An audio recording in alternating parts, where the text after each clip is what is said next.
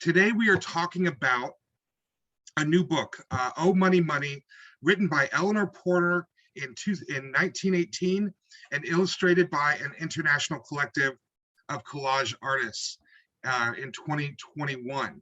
And in that sense, this book is not new. It's a 100-year-old book. And, I want to speak a little bit about how this project came about. This book was originally published at the early part of the 20th century. Eleanor Porter is best known for books like Pollyanna and the Pollyanna series. And before I move along any further, I'm going to ask Christopher Kurtz to allow me to share my screen. And Eleanor Porter was largely known for writing children's literature. She wrote these kind of really quaint stories about New England life, but she also wrote adventure novels and romance novels and wrote a lot for adults. And in her time, her books often appeared on the top 10 seller list. She lived in Boston, and she was very much writing from this kind of place of Anglo-Yankee culture at the turn of the century. I came across Eleanor's book when I was doing research for a book that was accompanying the Money show that's up at St. Kate's Arts Hotel in Milwaukee. And I was looking for cultural references and discussions about money, particularly related to material culture. And in doing my research, I came across Porter's book, and what I found was this remarkable text that really uses archetypes to explore our different ideas and thinking around money. Here's a picture of Eleanor Porter, and here's a picture of Eleanor Porter collaged. So what I wanted to see happen was this book that I thought really did a good job of raising issues about money and the culture of money, but I wanted to drag it into the 21st century.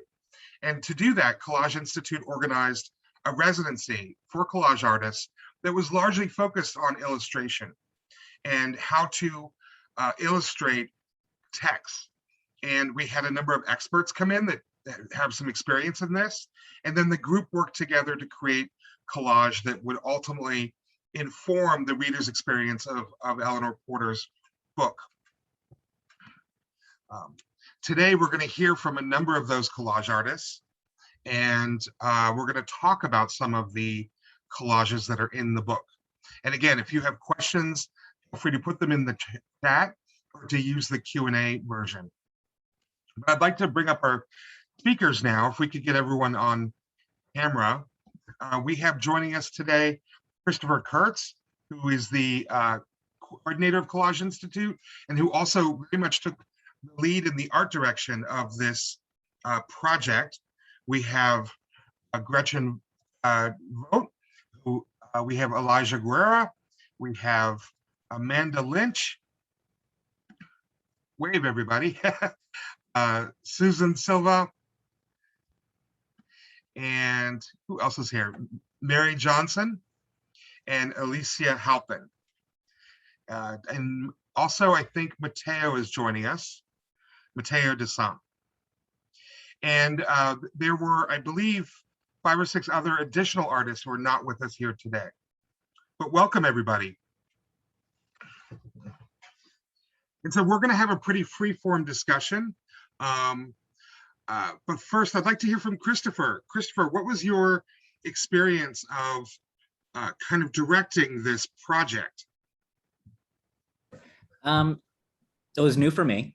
I had never done I've never been in an art director position before, but it felt very similar to things I've done before, like organizing collaborative projects. I run tabletop role-playing games. It's also kind of similar to that, in managing lots of people at one time and making sure that everybody's voice is heard. I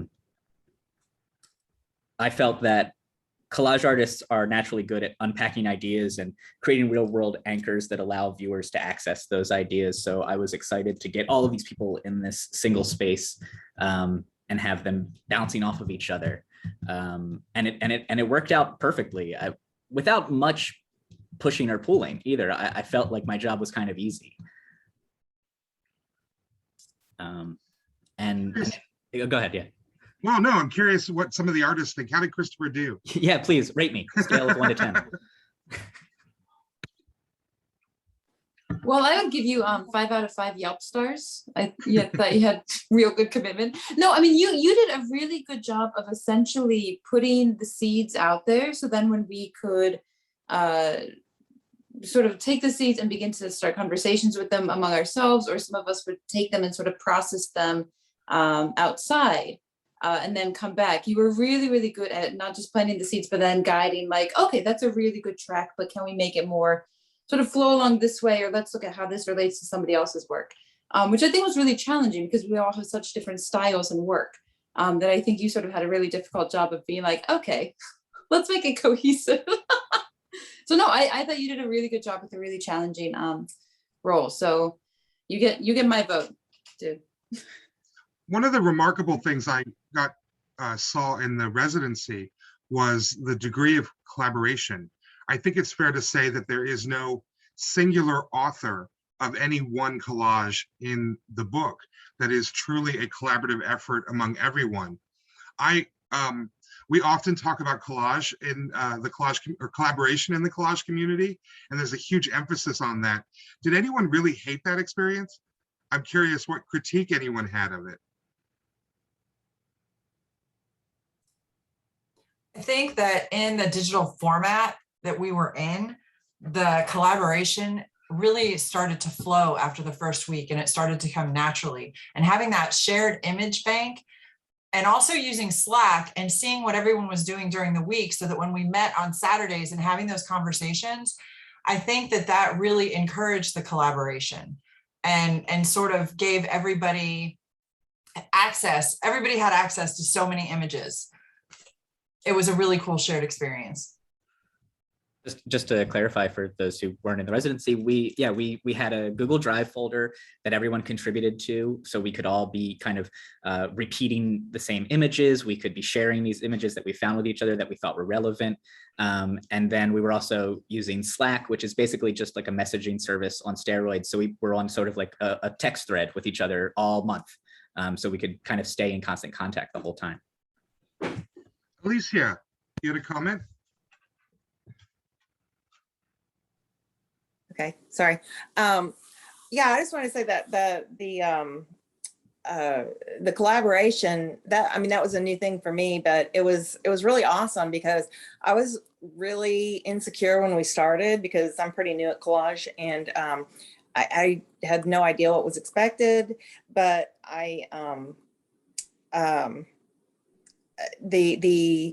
the feedback and all, it was just so great to get like I just felt like I was channeled to the right direction. And sometimes it was a comment on the what's the word, how you lay things out, that art word. And then sometimes it was, like people had suggestions for other images to add or take away or whatever. And sometimes somebody else would say, hey, can I work with your images? And then it would go back and forth. And I thought that was very exciting. And I wish I had some sort of a forum or something where I could do that regularly with other people. We'll go to Mary and then Elijah. Yeah, I just wanted to kind of emphasize what Susan had said about the image bank. I think that was really helpful to kind of see where everybody was coming from conceptually and aesthetically before we even started to put the collages together, because you could just go into that bank and see what people were thinking, who had uploaded this. And then it kind of got me thinking, oh, this is a possibility. This is, kind of the way you think about in a mind map, one thing leads to the other. And I think that also spending time creating an image bank, going and gathering things. Like I really enjoy using my own photographs in work. So I went to the grocery store and just started to look at price tags and signs. And it started to make me think also about class and food and price. and cost as a way to kind of get my brain warmed up for the collages that we made together regarding the book. Yeah, building on that, I thought that one way that we collaborated really well is we figured out how to draw on each other's strengths. And so what we saw like a few weeks into the project was people started settling into their stylistic niches. Like we had a lot of Susan's textured backgrounds make it into every collage. We had a lot of Gretchen's fabric placements add texture to the images. And then Mateo did a lot of digital editing. And so like all of these skills, just to name a few, everyone had their own, I think really settled into place and allowed the whole group to work on each other's strengths. Well, before we get into discussing some of the collages, I want to tell the folks watching today a little bit about the book, if you don't know about the book. So it's this, you know, I think we've all seen the story of this book in like an Eddie Murphy movie in the 80s maybe, but it's basically like there's this Chicago millionaire who is struggling to decide who to like leave his money to. And so as an eccentric experiment, he schemes to give his 3 distant cousins $100,000 each, which is about like $2-3 million in today's time. It's a significant amount of money, but not his entire fortune.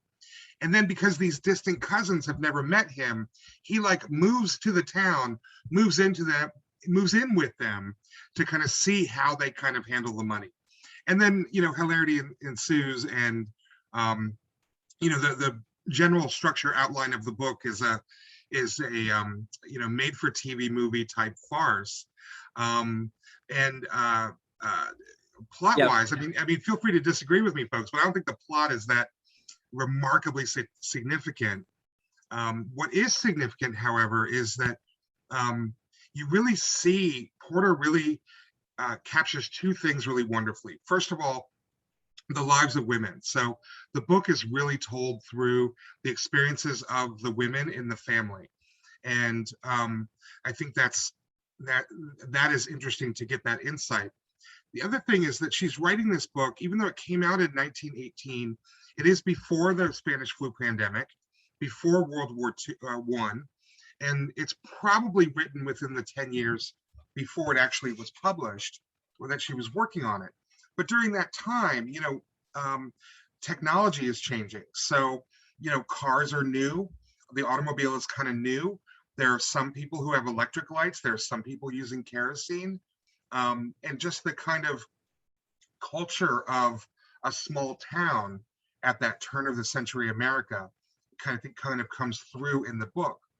Now, all of this also creates a problem for the book, that ultimately the book is steeped in whiteness, that there is no racial or ethnic diversity. It is in no way representative of the world, this 21st century globalized world we live in. And I think that was a challenge that the artists illustrating the book really took on. And we'll see that as we talk about some of the different collages. We're going to come back to that point.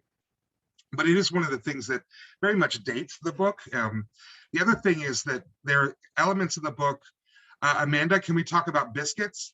Where there's anachronisms that are anachronisms to us here in America, or rather, I should say Americans, but are not necessarily anachronisms to others. And there's a scene early on where our Chicago millionaire is eating health biscuits to kind of mend his ailing stomach. And none of us knew what biscuits were until Amanda, who is from the UK, wonderfully chimed in. Amanda, can you talk about that a little bit? Yeah, this was just the funny start point for me. So yeah, the digestive biscuits is something we have in the UK. They are called digestives, which they were invented to aid your stomach to get it going, which was started off in the Victorian era. But when this residency for me was a real challenge for my American history. I knew some stuff, but I didn't know as much obviously as the rest of everyone. So that was really great with the collaboration. I just wanted to add that in there as well. But with the biscuits, another funny point about that is marking on scones. So we have scones, which is like the big fat biscuits, and you guys have them. I've seen them like with KFC and stuff. You kind of get them on the side, just a plain biscuit, whereas we'd have them like with a tea or coffee, you know, with like jam and stuff in the middle. It's so confusing, but it's really fun little crossovers of cultural differences, which are still really relevant for today. But yeah, there's a good sense of humor, I think, in the book for its time. Mm-hmm. Well, let's talk about some of the collage. Or I just wanted to say, because we talked about kind of fan casting the story. And if we like, it was said if it had been set in a certain time period, maybe Jimmy Stewart would have been the main character. We threw out like Steve Carell or Paul Rudd, because it did have kind of a farcical feeling to the whole story. It felt like it would have been maybe an Adam Sandler comedy. Mm-hmm. Oh, it's not that bad. Well, early Adam Sandler, when he was good. Well, let's start talking about the collage. We're sharing one on screen here. This is something for chapter 2. And who would like to talk about what's going on here? I think this piece started with Elijah. Correct me if I'm wrong, but I think that's how it began. Do you want to take us from the beginning? Yeah, sure. So I started out with the idea of money kind of being money being inherited and inherent to a specific family. And so I threw out an idea early on, which was, how can we play with the idea of family money by trying to distort a DNA sequence with a dollar bill? And so I think I tried it out. I'm traditionally a handmade collage artist. I do analog, but with this residency, I started doing digital. So I came up with the concept with the DNA dollar bill, and then I let the team take over. And I think Mateo took it next, and he had some ideas about how to weave this image into an actual family tree, and then have a figure in the forefront representing old wealth. Yeah, I don't remember. After we had the DNA by Elijah, I don't remember if it was you, Elijah, or someone suggested to have it like dissolving into the generations or something like that.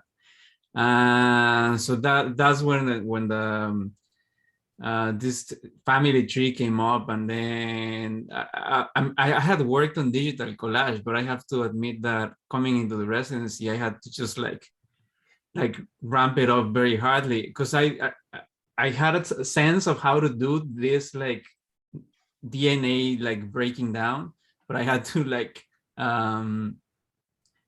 basically go through some YouTube tutorials to how exactly get it done. So yeah, that's the idea of the collage. But after you took it and sort of got it almost to where it is now, then we just ran it through our critique process where the whole group talks about it. And there might have been a couple things. I think we moved the figure a little bit. We moved the dollar helix, essentially just like composition kind of stuff. And then we arrived at the final result. Yeah, it was somebody else who suggested the dollar helix like dissolving into the background, just in our text messages. Let's look at another collage here.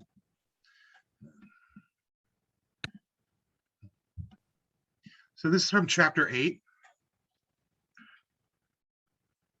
Who can talk about what's going on in the book at this point? And that's the thing, you guys weren't really, at times you're illustrating things going on in the book, and at other times you're creating atmosphere and vibe. Would this be more the former or the latter? One kind of straddles the line. It's like a character piece. This is meant to be Maggie, poor Maggie, one of the characters in the book who is kind of looked down on, but also everybody goes to her with their problems. And I'm not sure, does anybody remember who had the original idea for this piece? I think it was Kara. Okay, yeah, that sounds right. yes, exactly. And then somebody else worked on it? I think it was Elijah. Yeah, I thought of initially that circle in the middle was just white, just representing a galaxy. But I thought of how we could introduce the concept of black holes, and how Maggie was the person who was basically swallowing everyone's problems, and so she was kind of a force of gravity in that way, where all the problems gravitated toward her, but she was expected to solve them and then live as if those problems weren't weighing her down. So essentially, those problems just disappeared. I did. Sorry. Oh, Alicia, jump in. Okay. I did some of the digital stuff on it. I replaced the character. She originally had a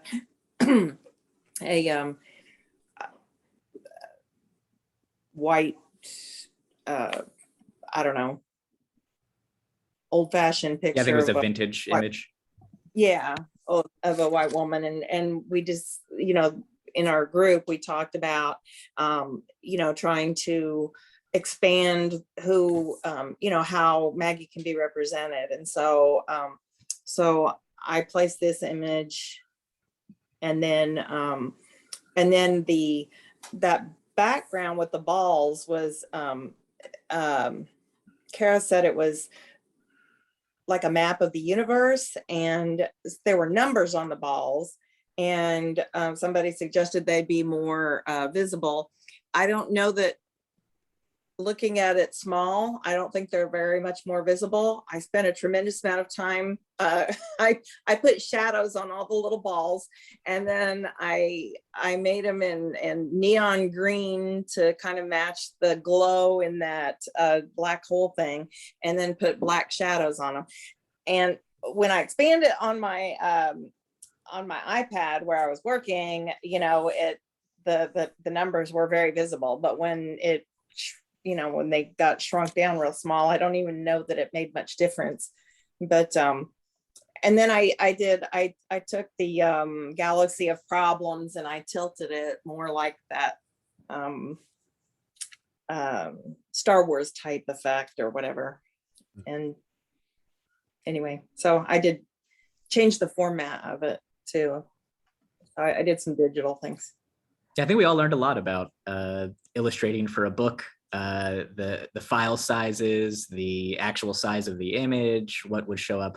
There was kind of a moment right at the end of the residency where we were like, okay, we need to make sure all of these images are the right size, and it was a process, and it was fast. You know, it felt a little rushed, but I mean, that's the nature of doing a project for someone else. You know, being hired as an illustrator. So I think we learned something there. Mary, you had a comment? Yeah, just about those little balls. And correct me if I'm wrong, but what I'm recalling is Mateo was working with these images of the lottery balls that would go in the spinner, and then they spin, you read, like one pops out, and then for bingo, I think. And because we were all kind of talking about games of chance and winning lots of money through them.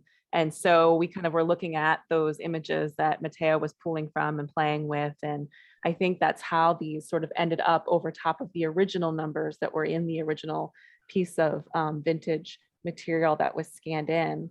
And I can read the numbers, Alicia. I mean, I'm seeing it, you know, at this size, and I kind of know that they were there, but I think that adds like an important layer to this piece. Let's jump to another one. You guys debated and discussed this one a lot. I feel like there's a lot of discussion about this. Gretchen, would you like to tell us what's going on in this one? Yeah, I'd love to talk about this really difficult one. So I think one of, how to even begin. So I had a couple challenges with some of the work in general, which is, I think, like a lot of people have talked about here, is a lot of us came to this being analog collage artists. So we use the materials that we have, right? Just like massive files. of work, which is exciting, but it can also be very, very limiting. And so for me, I had never done digital stuff before. And then I was also coming to not just this book, but then this particular piece after sort of like a lot of us have this past year, just a year of like racial reckoning, learning how much we don't know, learning how much about like systemic racism and generational gaps between different races in America and this kind of thing. So even though none of that is addressed in this book, I was coming to this book with a specific mindset as well, that then when I got to this chapter and was suggested that I illustrate, I was like, ooh, I can fit a lot in this one thing. And it was a little ambitious. So essentially the meat of this chapter that I really liked is it is about one character who has always been poor and always said she would give more to charity. She would give more to people in need if only she had money. And then she finally gets money, and spoiler alert, she doesn't. She gives like $1 to this charity or $1 to this charity, and essentially says, well, I gave them old clothes, they should want the charity that I give them. And so for me, that's been really resonating with, you know, a lot of our discussions that we've had on people being on unemployment right now, on discussions we've had about like reparations for all sorts of different marginalized communities. So when I was looking at this illustration, I found this this woman, and she just made me think of being behind a massive gate, which then I found the original image of the gate has a picture of a Nigerian family that's been flooded out. And so it's a Black family with water like up to their waist. And then I found other images of working white elderly women who were cleaning up water. And so they were all sort of in front of the gate, and this lady with her gold was behind the gate. And for me, my aim was to essentially have it a contrast between those who have too little through no fault of their own, and those who have too much and are essentially hoarding it. That was not necessarily how it was interpreted, which I thought was really exciting and difficult.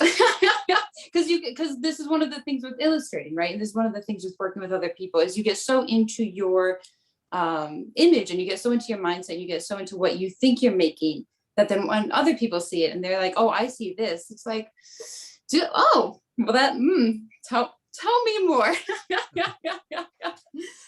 So after a lot of like really, really good discussion about what this represented with how we were portraying different races, with how we were portraying the basic statement of this piece, for me, I sort of completely changed, particularly the people in front, and made it more about the contrast between the woman who had too much and didn't help at all, and then the other character, Maggie, who we just talked about, and how she helped people even though she had nothing. And I made it more about that story than the other story, because essentially this is meant to be an illustration of this chapter of this book, right? And so for me to bring in all this other stuff into it, even though that for me personally was very like exciting and let's do this, let's get into it, it wasn't necessarily appropriate for illustrating this particular chapter for this particular book. So that's my story. If anyone wants to jump in. Well, I love how it was resolved, you know, Indira's not here to talk about it, but she brought up a lot of the problems with the original take. And then, you know, we talked about it as a group, and, you know, we have these 3-hour Zoom calls every week, and it kind of feels like not enough time. And so that discussion kept going outside of that on our Slack workspace. And I think that we came to an even better version of it.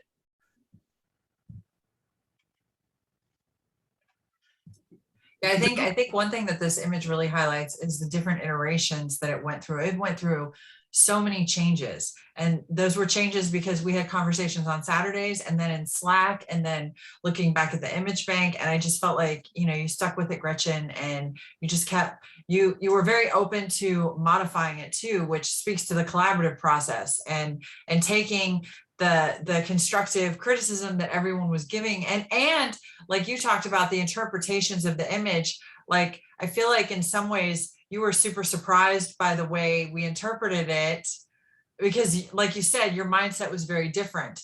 And so, I don't know, I love this image because it does speak to like how many changes things go through before they get to the final piece. I think you kind of overcorrected in one of your drafts, and you took the image of the woman at the top out of it. And you had a piggy bank in there. But I think that the expression on her face just really sells this piece. And I'm glad that we brought her back in for the final version. And I'd like to bring Indira's voice into the conversation a little bit with a quote from the foreword, because I think she speaks to this, she spoke to this really well. There was a moment where Indira said, I think, to the group in a Zoom, well, collage is just so white, and kind of threw that out as a challenge. And then there was a discussion about source materials, meaning we're pulling from a print culture that often is mid 20th century, when the representations of people of color were limited and controlled, and that informs it. But she was also encouraged us to move the conversation to not just the imagery we were using, but the experiences that we were referring to. And she says in the foreword, if we are attempting historical contemporaneous amalgamation, then we will have to find ways to show the experiences of diversity of groups, diverse in terms of race, sexuality, ethnicity, immigration status, etc.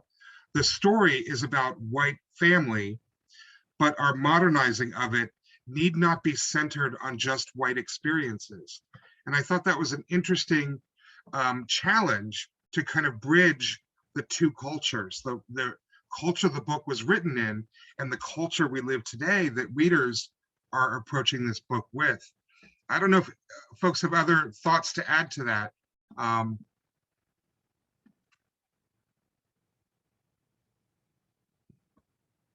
mean, yeah, I was thinking about how in the previous collage that we showed, the Galaxy of Problems, me and Indira are both in academia, and I think that collage in particular definitely resonates with the experience of people of color in academia, kind of being given the responsibility to fix all of the problems having to do with racial inequity.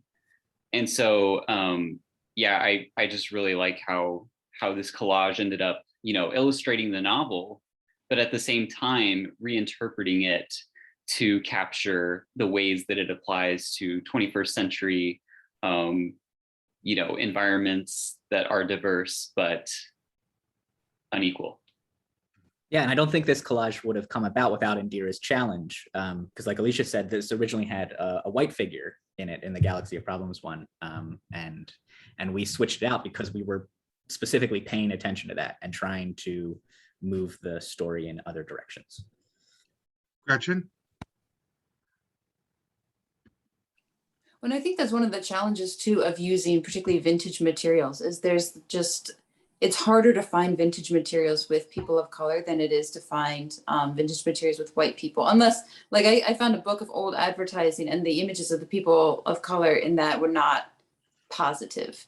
And so I think one of the really exciting but really challenging things of illustrating this in general was how we're mixing these vintage materials that sort of speak to the fact that this is an old book with newer modern materials. And then in addition, throw on top the extra layer of how do we incorporate like more diversity and more perspectives and that kind of thing, added a whole new layer that I think, and correct me if I'm wrong, anybody, but like we all thought about this a lot more than I think we would have if Indira hadn't like sort of mentioned it from the start. Like I think we all were looking at all of our collages a lot more than we would have otherwise, which is pretty amazing. I mean, that's one of the biggest perks of collaborating with other artists, right? Is we're getting these other perspectives. We're getting these other like, let's make a point to do this, which is pretty amazing. So, Alicia, then I want to move on to another collage. Alicia, you're muted. Yeah. I'm sorry. Not very tech savvy.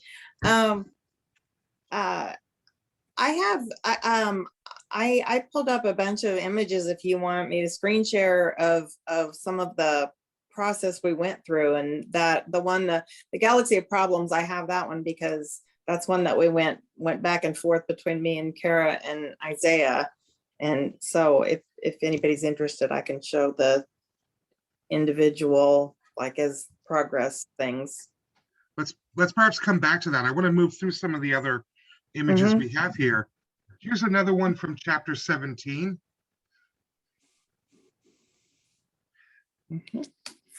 That's one that I started. Yeah. I started with the lady on the left is supposed to be what's her name? Help Hattie. me. I think it's Hattie. Hattie, yes, thank you. And then the one on the right is supposed to be Maggie, and Hattie is basically imposing upon Maggie, asking to borrow her silver and her bowls and asking her to basically be a waitress at her party. Once, you know, when they come into Muddy, she's going to have a fancy party. And so she's asking Maggie not to be a guest at her party, but to basically cook and be a waitress. And so my original image was those two women, and then the Hattie image was like holding some silverware and a crystal bowl and handing Maggie an apron. And then Mateo asked, if he could do something with it. I said, go for it. So he took it, and Mateo, you can, we pinged, this went back and forth between us multiple times. Yeah, this was a great collage from the collaboration perspective. It was like playing ping pong. It was very it started with that idea, then I took it, and then I just changed the apron idea, and then we put the aprons in the background, so that the background is from this vintage catalog of aprons, I think. And then because she's like kind of handing something to Maggie, we added this it was like a kitchen from, I don't know, 1900s or something like that. And I just took out the cook and kind of make it represent, oh, that's the spot that Maggie has to fill out. And then it went back and forth, like some Art Deco elements, and then more cutlery, less cutlery. Now let's just focus on spoons. But it was just like this back and forth process until we reached this stage. Yeah. One thing that was fun for me was that I was able to add some personal things in there. So the silver, which it has a little B on the handles, which I thought was cool because that's their last name, starts with a B. And but that's actually my that was my mother-in-law's her parents' silver, in pictures of that. And then the plate in the background with the fancy gold rim, that was my great grandmother's wedding china. So it was fun for me to be able to put in some personal images. So this is a collage that I think clearly is pulling from some of the vintage material that I think is very common in the collage world. And it sounds like, Alicia, you added that kind of photographs or scans of actual objects you have as a way of sourcing materials. I want to kind of compare that to our next collage, which is this one's kind of pulling from much more contemporary imagery. Would someone like to speak about this one? Did that. Yeah, so I started this one with Gretchen, and we had, again, a bit of like a ping pong thing. I think it's over like 2 days, I think we done this collage. So just a little background on this picture. So there's a part in the story where there's this character, Fred, who gets himself into some money troubles. He's started to gamble very quickly, so he gets himself in debt, and his parents have to bail him out. Obviously, being in the UK, there was a really prominent show in the 80s called Only Fools and Horses, which is the two bottom characters, who were two guys, they were brothers, and they were in it to just make a quick buck, anything they could sell, like watches in a suitcase on a market stall, get rid of them quick, make some quick cash and get off. And their saying throughout the series was, this time next year we'll be millionaires. And that was something that came up as a common thread throughout the book. It's very distinctive what characters, they all had their own personalities, a bit like the Real Housewives of, somewhere. You saw that some people wanted to make money very quickly, some people didn't want to spend any money at all. And those sorts of things were really fun, seeing those come through the book. those are some of the things that we wanted to pull out in this collage. So the top character, the lady with her head down, is meant to be the young man Fred's mother, where she's in distress because she's like, what have you done with all this money and how on earth are we going to pay it back? Then we highlighted that with bailout and obviously using dollars to reference the currency of the time and just bring a bit of comedy to it, you know, highlight different things because as previously mentioned, some of the topics in this book could be seen as quite heavy. And I just wanted to bring a bit of comedy, and me and Gretchen were really on the same page. It's the quickest way I've ever worked. Gretchen was really on the ball, and it was literally every couple of hours we were emailing this back and forth, and we got it done in, I think it was 2 days, but yeah, it's brilliant fun. One of the things you guys included in the book was a number of pop culture references. I mean, this story is an example of that, but I think Kim Kardashian makes an appearance elsewhere. Is that correct? And are there other pop culture references in there? I think Bernie Sanders is in one of them. Yeah. Bernie with his mix. Yeah, that one. And what I found interesting about that is that in 10 years, that will date the book in an interesting way. Yeah. There's also a killer. Oh, sorry. Oh yeah, I was just saying there's a lot of Bitcoin imagery. Well, and there's a killer image of Kim Kardashian. I think that was Mateo's brainchild. That it's gorgeous. What about putting that one in our slideshow today? But I want to. It's just so good. I'm like, you have to buy the book if you want to see this really good Kim Kardashian image that Mateo did. You got to buy the book. And just talking about the book, when I got my copies, I realized that there's this leitmotif across the book of this time next year will be millionaires that I hadn't noticed because you just keep seeing the images on the Slack. But once you have like the object in your hands and you're just like going through the illustrations, I was like, this is a very nice touch. I liked it a lot. We've got a couple more collages to look at, and I really want to hear from the folks watching. If they have any questions, please feel free to put them into this the chat or use the Q&A function. Here's this is from chapter 22. This is really illustrating things going on in the book. There's the millionaire, his house of cards that he's created. It comes at a point in the book where he's about to have to come clean about who he is to this family that he's been pretending to be someone else with. Any thoughts or comments on this one from the artists?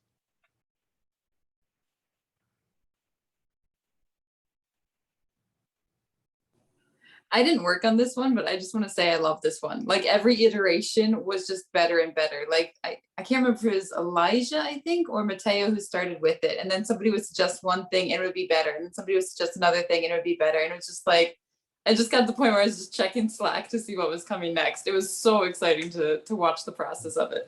Yeah, in my mind, it's like an iteration between Elijah and Indira, but I'm not very sure. Yeah, so I started this collage and I was trying to capture the way Mr. Fulton, right? That was his name. Mr. Fulton changes throughout the narrative because he starts the story, and I won't share too much, but just being all about money. That's all he cares about. And so that's kind of the version you see of him in the green figure. But then he falls in love, and so that's kind of like the purple Fulton. And then you have the forefront Fulton, who just kind of like, you know, feels a little unsure about what he's doing, and his identity is falling apart toward the end. And so yeah, I got a lot of feedback from the group, and this was a hard piece. It was a hard piece to edit, but I think all of the revisions were so worth it.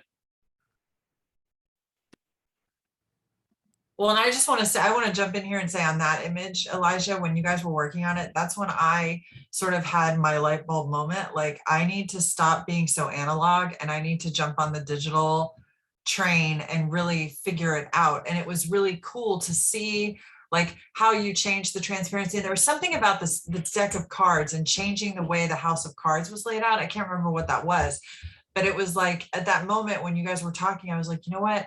I'm going about this really wrong. I need to just start using using Photoshop and really getting in there and working digitally. So I love this image for that memory. Yeah, so let's They talk leveled about up. that digital. I'm sorry, Christopher, go ahead. I was just gonna say, yeah, I think everybody kind of leveled up on their digital skills during this residency, myself included. Well, and I think because you were also all learning and being exposed to like how to be illustrators as opposed to be artists. I'm curious, because I do think that if you're going to work in illustration today, you have to work with the digital skills. That nobody is working as a illustrator in collage using a strictly analog medium and then mailing their analog collage to their editor, who is then scanning and dealing with it. Like that's the reality of the business is you get a call in the morning and by 5 o'clock, you need to email a collage to your editor. And there are definitely illustrators working in this hybrid fashion where it's a mix of analog and digital, but ultimately the output ends up being digital. Now I'm curious if any, and I do think the artists in the residency who were not fully on board with the digital stuff leveled up, as Christopher says, and started working with it. I'm curious how that experience impacted your practice as artists. Meaning, like, now do you like flirt with the digital stuff as artists, or did you like revert entirely back to analog? And I have to tell you that the scanner has become equipment that is used on the daily, scanning images that I find and editing them. But the thing about embracing and embedding the digital media, it was incredibly liberating and totally freeing. I'd love to hear how other people. Mary, your hand's up. Yeah, so Susan said what I was gonna say about the scanner. So at the beginning of the residency, I wasn't even sure how we were gonna like logistically gonna go about this. And I missed this first meeting and I was watching the recording and someone said, so y'all have scanners, right? And I do not have a scanner. And it's weird because I do work digitally and I work analog, but I don't work in that way. So I'll take photographs of things in my studio and I'll print them and I'll use the print materials. So it's digital images, or I'll just take the digital image and cut it apart on Photoshop. Like the bridge is not happening through the scanner. So I teach it at the University of North Texas and they have scanners there. And I was like, well, I'll go and use the scanner there. And it's Texas in June, which is very hot. And the residency folks know this, but I was also 10 months pregnant at the time. And so I kept gathering stuff. I spent a lot of time getting images and getting materials. And I was like, okay, I'm going to go and scan things. And I had this like, oh my gosh, I don't want to go up those stairs and find parking. And I was just because of like the physical burden of it at the time. And then I also realized that I wanted to work more flexibly because I'd sit there and I'd see something and I want to, scan it really fast. So I went on Facebook Marketplace and I found this $20 scanner and I started to use that and I just absolutely loved it. And so now I'm in this weird state personally with my son was born actually during the residency towards the end. And so I have these like little snippets of time. My time is totally different. And so I'm able to, I love the scanner now because I can scan stuff quickly and do a fast collage or even come back to it later and have these kind of moments of completion, which is nothing that happens around the house at all. And so I would say the scanner, like Susan said, I think made a huge difference and change in my practice, as well as sourcing materials that are not my own. So years ago, I would, pool materials that were not my own. And I had this graduate professor who was like, you need to make your own stuff. So I went totally into that. And I've been doing that for years and kind of seeing where everyone was pooling from different locations got me starting to look at like the Smithsonian or the Met for imagery. And I think it's influenced a project that I'm working on now. How do I use both my own and others' imagery in collage? I will say one of the funniest things, Mary, that took place in the residency was when Mary sent a message, I'm going to be a little behind on getting back to folks with the collage. I just had a baby. And that was kind of an interesting moment, I think, for everyone. For careful observers who have the book, you can find an image of Mary's baby in one of the illustrations, but I'm not going to tell you where. You have to find it. Yes, and Alicia, I showed it to him. He was not really impressed, but I bet give him 15 years and then he will be. Mateo? I was in the process of working on a collage when Mary sent her announcement and a picture of the baby, and so I hid a little picture of the baby in one of the collages, and and that makes me very happy to have that little inside secret. Mateo? I would definitely say that Mary's baby was like a turning point in the residency for sure. I think that like moods kind of changed and like creative energies like flowed. It was like, I think, towards the end. But yeah, on the digital versus analog discussion, I think I've been working on collage not very long ago, and for me it was always like a little bit of both, but I find the digital collage very liberating in terms of where can you source the images, and also it's very forgiving. I'm not very good cutting things with a knife and stuff, so I have ruined more than one very nice pieces just because I'm terrible at cutting, and digital just forgives you all of that. And also something that I really like is the issue of scale.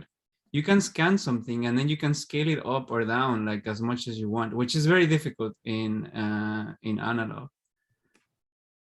I find that in my own practice where I use digital, print the fragment at the scale I want, and there's a bit of a dialogue back and forth, and that hybridity is a lot of fun. Gretchen, you wanted to comment?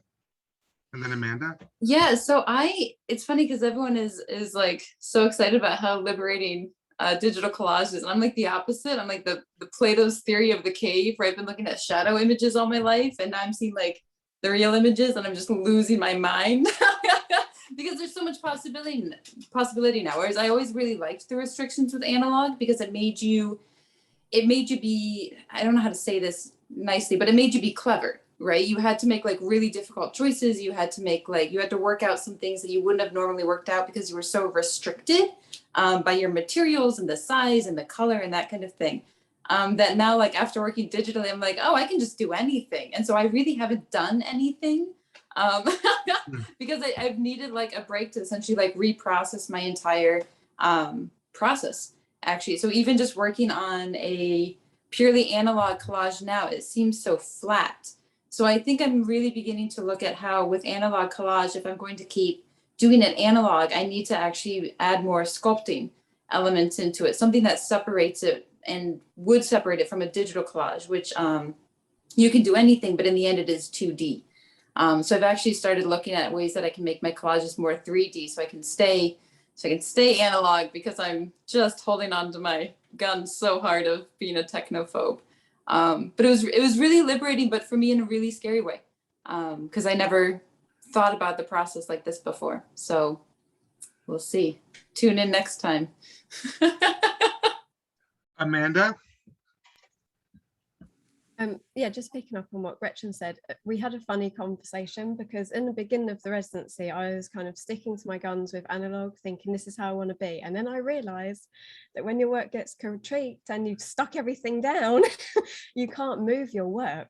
So I had to cut everything up and then start from scratch. So something I really actually thrived on was the turnaround of this project. It was so quick. I mean, 4 weeks sounds like a long time, but when there was so much to cover in this book, it wasn't. So working predominantly digitally gave you that, well, especially with myself, I found really gave me that push to work quickly and use digital to my advantage. Whereas working with analog, it took longer. And I found merging the two was really beneficial. But yeah, that was a funny moment, realizing I've stuck everything down and I now have to cut this up and start again. But just things like that was really important for this residency. And Alicia? My experience was exactly opposite. I started doing collage because I was in a hospital bed, and I started doing collage on my iPad. And as time went on and I became more mobile, and a lot of that happened like during the residency, I was really getting a lot better. And as I got more mobile, I started doing analog collage. So I'd never done analog collage, and I love both of them. And I'm glad that I did as well as I did with the digital, because I'm not a digital person. And if I hadn't been confined to bed, I never would have like spent the time to learn how to use the stupid iPad. But it's not stupid. I love it. But it's but taking what I've done digitally and now doing it analog for me is very exciting. And it's more of a puzzle. But yeah, there's more, definitely more freedom. Like when you're trying to specifically do a very particular image, I think it's easier to do it digitally because you can find the perfect image, but then it's not the right size. You can scale it, but just for doing random stuff, you know, the analog is awful fun. It's I think definitely challenging in a more, I think in a more artistic way or more creative way. I don't know. Well, on that, and I will just say one more piece about the cover here.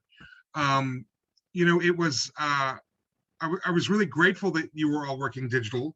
I got the pieces of the cover and needed to make the cover work for the printer and being able to move all of the elements around and reconfigure the cover and switch things made that a lot easier. And I think we forget how these things were done in the past, where literally you'd have an artist paint the entire cover of a book and you hope it all worked out, or else the artist then had to paint it all again and do the whole thing over. That in some ways, book production and illustration and this world we live in makes the whole creative process a lot easier. Just something to think about, I think. We are at time, so I want to kind of wrap us up a little bit. I also want to make some announcements about what future programs are coming up. We will have another Kolaj Live Online. We're about to announce it on the website, but there will be another Kolaj Live Online on September 12th, where we will talk about Empty Columns Are a Place to Dream, and an exhibition that took place in Burr, Ireland, where 18 international collage artists imagined what was going on the top of this empty column in this small Irish town in County Offaly. And then we have a residency coming up that Gretchen Vogt is one of the leaders of, and that is on politics in collage. And in that residency, folks are going to really explore what it means to kind of make collage that is speaking to the political civic discourse. And among Gretchen, we have John Hartfield Jr., the grandson of John Hartfield, will talk about his grandfather's work and how he used collage to fight the Nazis, which sadly 100 years later, we have to use collage again to fight the Nazis. But okay, those are the times we live in. And the deadline for that is September 11th, I believe, is the deadline for the call to artists. And, you know, if you want to kind of make art in community, I would say one of the nice things I love about these residencies that we're doing with Kolaj Institute is seeing the communities that form while they're taking place. And I think that that's more than anything, it's about how we kind of interact with each other. More than anything Kolaj Institute might be pretending to teach anyone, it's what you all are teaching each other is so much more interesting. And I think the communities that form in these residencies are one of the things I'm personally most proud of. And then the other thing I'll talk about is Kolaj Live Knoxville. That we had a wonderful time in Milwaukee in the last weekend of July. And we are off next to Knoxville the first weekend of November, November 5th through the 7th. And we are going to be embedding in the Knoxville Museum of Art, which is also exhibiting the exhibit is called Under Construction. It's Collage from the Mint Museum. And so we're going to be able to have some programs related to that specific exhibit, as well as some of the permanent collection in the Knoxville Museums of Art. And we will, we currently just today opened the call to artists. And so if folks are interested in presenting or taking on a presentation role at that weekend event, please go visit the website and you can respond to the call to artists, which is due September 25th. Well, that's all I have. Any quick questions before we close? Alicia, did you want to make a comment? You're muted. I'm sorry, I forgot to put my hand down. Oh, it's all right. Well, thank you everyone for joining us for Kolaj Live Online today. I'm glad we're doing these. You know, when we started doing these at the beginning of the pandemic, I hated them and would much rather be with everyone in person. But what an amazing opportunity to be with everyone today. And so I'm incredibly grateful that we can continue to kind of connect to one another via this medium. Thank you for coming. Thank you for presenting, everyone. Thank you for being amazing artists. And we'll see everyone soon. And have a wonderful, wonderful Sunday.